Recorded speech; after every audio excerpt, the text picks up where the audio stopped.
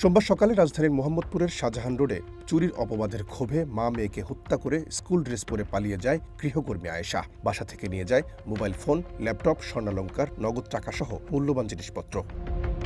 হত্যার পর বাসা থেকে বেরিয়ে যাওয়ার সিসিটিভি ফুটেজে আয়েশার চেহারা বোঝা না গেলেও অভিযুক্তের গলার পোড়া দাগ দেখে তাকে চিহ্নিত করে পুলিশ। পরে বিভিন্ন জায়গায় অভিযান চালিয়ে ঝালকাঠির নলছিটি এলাকা থেকে স্বামী রাব্বিসহ আয়েশাকে গ্রেপ্তার করে পুলিশ।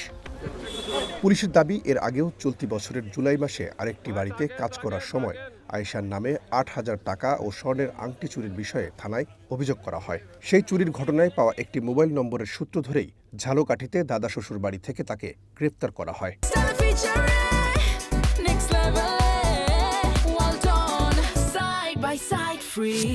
জায়গায় এর আগেও দেখছেন যে বাসা চুরি হয়েছে, ঘুমের ওষুধ টষুধ খাওয়াই টাওয়াই চলে গেছে, তারপর সব কিছু নিয়ে চলে গেছে।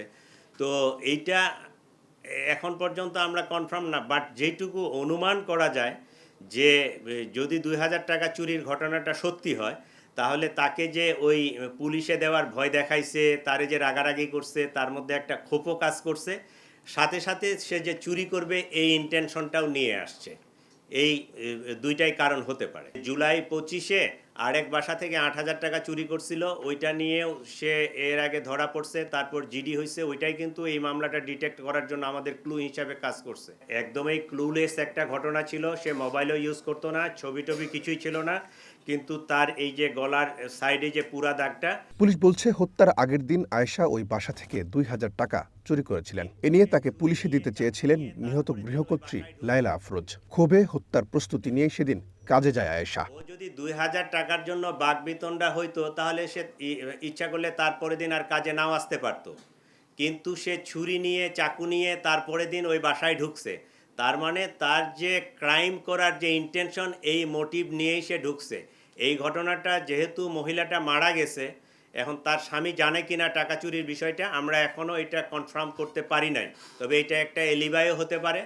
যদি সে সত্যিকারই ২,০০০ টাকা চুরির জন্য বাসাওয়ালি তাকে বাকবিতণ্ডা করে, সে তারপরে দিন নাও আসতে পারতো, কিন্তু সে হত্যা করার উদ্দেশ্যে ছুরি চাকু নিয়ে বাসায় আসছে কাজের মহিলা, তাহলে তার তো ক্রিমিনাল ইন্টেনশন নিয়েই সে ভিতরে ঢুকছে। পুলিশের দাবি, কে কেন এই হত্যাকাণ্ড ঘটাতে পারে তদন্তে নেমে খোঁজ পাওয়া যায় কাজে যোগ দেওয়ার আগে আয়েশার কোনো পরিচয়পত্র নেননি গৃহকর্ত্রী। তাকে খুঁজে পাওয়াও কঠিন হয়। তাই এ ধরনের ঘটনা থেকে মুক্ত থাকতে বাসায় গৃহকর্মী রাখার আগে তার এনআইডি সহ বিস্তারিত তথ্য সংগ্রহে রাখারও আহ্বান পুলিশের।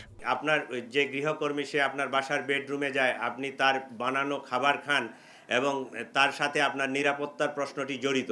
আপনি পরিচিতি নিশ্চিত না হয়ে কখনোই কোনো গৃহকর্মীকে বাসায় অ্যালাউ করবেন না। এটা আমাদের ডিএমপি কমিশনারের পক্ষ থেকে ঢাকাবাসীর জন্য বিশেষ অনুরোধ। রহিম রুমন, ওয়ান নিউজ, ঢাকা।